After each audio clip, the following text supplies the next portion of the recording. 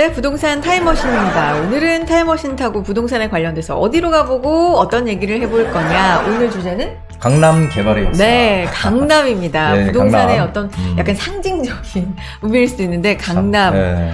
한번 얘기를 해보겠습니다. 뭐부터 해볼까요? 이름부터 한번 해볼까요? 강남 본래 강남 개발할 때 네. 그 강남 개발은 그 영동이라고 불렸어요, 강남이. 그렇죠. 영동대교, 뭐 영동, 그죠? 영동자가 다 붙잖아요. 그렇죠? 이거 무슨 뜻일까요? 이게 이제 영등포 동쪽이라는 얘기래요. 아, 진짜예요? 진짜예요. 오. 영동. 그래서 영등포 동쪽에 있다 강남이. 네. 그래서 이제 영동 개발이라고. 근데 되게 기준이 영등포가 된 것도 영등포도 되게 중요한 뭔가. 영등포는 우리나라 대표적인 도시죠. 그렇군요. 영등포의 동쪽 어딘가다. 언제부터 이렇게 강남이 개발이 된 겁니까? 이제 1960년도 우리가 개발을 한참 이제 개발이 돼서 네. 이제 그 시골에서 농촌에서 서울로 일자리를 찾아서 계속 올라오다 보니까 인구가, 사람들이 서울이 전부 다 이제 인구가 폭발적으로 증가하고 이게 이제 집은 뭐 턱없이 부족하고 강북만으로는 그 인구 수용이 불가하다. 그래서 이제 강남 개발의 필요성이 대두가 됐다. 이렇게 이런 설이 있어요. 아, 이게 설이군요. 예, 이런 설이 있고 또 하나 설은 우리가 6.25 전쟁이 터졌잖아요. 6.25 전쟁이 터지면서 한강다리가 폭파가 된 거예요. 그러다 보니까 이제 고립이 돼서 꼼짝달싹을 못 하는 거야. 그래서 이게 안보 차원에서 뭔가 도시가 있어야 되겠구나. 여기에 있다가는 잘못하면은 큰일 나겠구나. 그래서 이제 강남 개발을 시작했다. 이런 얘기 두 가지 설이 있습니다. 아, 그렇군요. 꼭 다 가능성이 있는 얘기다. 근데 저는 두 번째가 더 유력했던 것 같아요. 그래요. 그때 한번 폭파돼서. 네. 근데 강남이 원래 서울이 아니었다고요? 경기도 광주였다고 합니다. 원래는. 그러니까 원래라는 건 1963년에 서울에 편입된 걸로 그 나오는데. 이전에는 서울이 아니었죠. 이것도 굉장히 몰랐던. 사실은 서울은 이 사대문 안. 와 이제 영등포 요까지만 서울이라고 봤어요. 예전에. 그래서 그 이건 서울이 아니야. 다. 그렇군요. 그래서 지금처럼 뭐 경부고속도로, 그다음에 한남대교, 대형 아파트 이런 게 막 들어서기 시작하면서 지금의 강남처럼 거의 시작을 했다. 근데 한남대교가 그 다른 이름이 있잖아요. 한남대교? 뭐죠? 그게 제3한강교 아니에요? 모르겠어요. 제3한강교? 노래 제목 아니에요? 그게 한남대교 얘기하는 거 아니에요? 모르겠습니다. 아시는 분들 댓글 좀 달아주시면 맞아요. 좋을 것 같네요. 맞습니까? 그래서 저는 그게 따로따로 있는 줄 알았어요, 예전에. 근데 나중에 보니까 한남대교더라고요. 한남대교. 그럼 강남하면 일단 우리나라 뭐 대표 부동산 상징, 땅값 이런 거잖아요. 그렇죠. 땅값이 어마어마 올랐겠죠? 네, 땅값이 사실 옛날에 뭐 반포나 압구정, 잠실 뭐 이런 데들은 과거에 이제 한강변에 이제 수면지여서 공유 수면을 매립해서 이제 거대한 이제 그런 택지가 조성이 된 거예요. 그래서 이러면서부터 이제 우리나라에 이제 건설 재벌들이 생기기 시작했다고 합니다. 그러니까 이게 참 본격적인 이 다리 건설을 보면은 69년도 뭐 한남대교, 제3한강교, 75년 청담교, 76년 잠수교 천호대교, 79년 성수대교 뭐 이렇게 해서 강남과 강북의 접근성이 개선이 된 거죠. 예전에는 사실 강남에 가서 안 살았죠. 강남에 거기 뭐 논밭에 왜 살아 거기 가서 비 오면 막 그냥 장화 신고 그런 시절이 있었구나. 막 이렇게. 아니 지금 사진 보면은 1960년 압구정 양지마을. 와, 이게 청담교네. 청담교, 성수대교 건설공사, 경부고속도로. 네, 와 이게 실제로 흑백 사진인 건가요? 그렇죠. 이 당시에는 흑백이죠. 진짜. 우리 서울이 그러니까 참 빨리 발전을 한 것 같아요. 상전벽해라고 하나요? 정말 그렇죠, 상전벽해. 정말 많이 변했다. 이런 시절이 있었구나라는 생각이 드는데 이제 이때가 시작인 거죠. 지금 그렇죠, 강남의 시작이죠. 어떤 시작인 모습인 거고. 자, 그래서 뭐 세제 혜택도 있고 여러 가지로 정부 차원에서도 좀 개발을 많이 밀어준 거 아닙니까? 예, 그렇죠. 이게 이제 어쨌든 강남 쪽으로 뭔가 자꾸 이주를 시켜야 되는데 사람들이 안 가잖아요. 그러니까 이제 강북에는 뭐 유흥시설 인허가 뭐 안 되고 백화점도 못 짓고 대학교 신설도 대학교도 뭐 신설 못하게 하고 증원도 못하게 하고 강북은 네, 그래서 이제 이 강남 쪽으로 다 밀어졌어요. 그래서 강남에 뭐 취득세, 등록세 뭐 이런 거 하여간 땅도 그냥 이렇게 거의 뭐 주다시피 해서 그래서 처음으로 그래도 사람들이 잘 안 갔어요. 그러니까 일단 고등학교를 강남으로 보내기 시작하죠. 역시 학군. 학군. 그래서 그때도. 경기고등학교가 네. 처음으로 강남에 진입을 해요.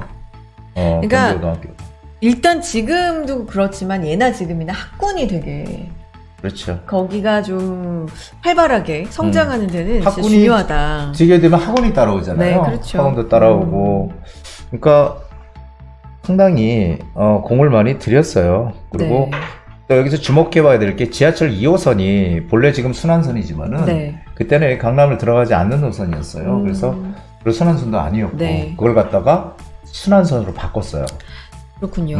그래서 이게 또 획기적인 또 그 강남과 강북의 접근성을 높여준 획기적인 일이 됐죠. 그래서 명문 학교, 뭐 정부 인프라, 그러니까 뭐 검찰청이나 관세청이나 대법원이나 이런 것도 다 거기다 짓고. 아 맞아, 고속버스 터미널. 고터, 우리 고터라고 줄여 부르는 고터가 고터? 이제. 고터. 아 모르세요?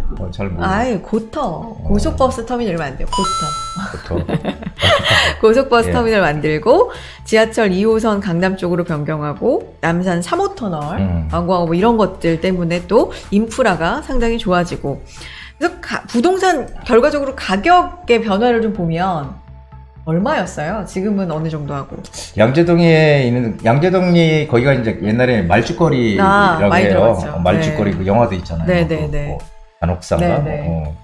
말죽거리 토지 경우 60년대 한 평에 300원이었는데 현재 한 평에 6천만 원에서 9천만 원. 짜장면 가격이 1960년도 30원에서 현재 7,000원에서 8,000원. 그래서 짜장면 값이 280배 오를 동안 강남 땅값이 16만 배 이상 올랐어요. 16만 배. 엄청나네요. 엄청나죠. 물론 뭐 짜장면 가격에 이렇게 비유할 건 아니지만 어쨌든 이렇게 비유하니까 엄청나네요, 진짜.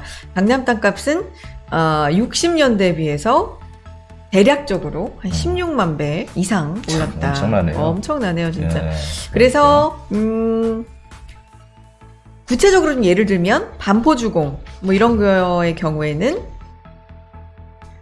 분양가가 500만 원에서 594만 원이었는데 현재는 59억 신고가를 냈다는 30평 기준으로. 와. 이게 59억이나 돼요? 29년. 여기 그렇게 돼 있는데 아닙니까? 확인 좀 필요할 것 같네요. 확인 좀 필요할 것 같네요. 저는. 네, 좀 확인을 해보겠고. 인구도 엄청나게 변했잖아요. 그래서 그렇죠. 인구도 엄청나게 늘었고. 네. 여기 강남역 일대가 이렇게 생겼었네요. 아까 80년대? 본 그림은 이제 60년대였으면 지금은 70년대. 변화가 있네요. 건물들이 좀 올라갔죠? 확실히. 크게. 네. 올라갔네. 참 이런 시절이 있었습니다. 오늘 그래서 타임머신하고 강남 얘기를 해봤는데 사실 강남이 뭐 이렇게 변했어요라는 거는 사실 이렇게 보니까 물론 체감은 되지만 다 아는 거잖아요.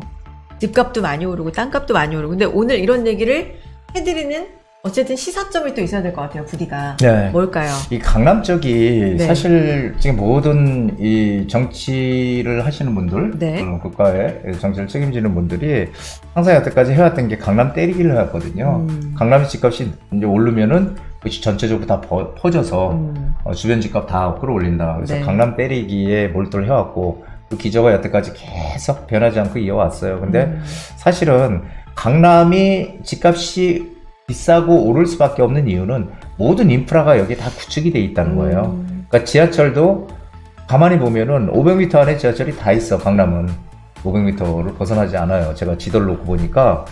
그렇지, 뭐 백화점이 쇼핑몰 같은 것도 잘 돼 있죠. 그렇죠. 학군 뭐 잘 돼 있지. 좋은 일자리들, 양질의 일자리들 많지. 뭐 병원. 병원도 네. 많지. 네. 그러니까 선호를 할 수밖에 없는 거죠. 그래서 저는 이제 이런 것들이 이게 이제 뭐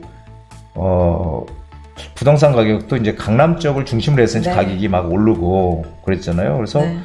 우리가 이게 이제 정책적으로 이 강남을 부양해서 사실 강남이 우리 어떻게 보면 최초의 신도시라고 할 수 있죠. 예, 이럴 정도로 강남이 지금 크게 키워왔는데 지금 이제 강남을 오히려 집값을 떨어뜨리려고 하는데 사실은 규제로 강남 집값을 잡는다는 것은 그건 말이 안 되는 거고요.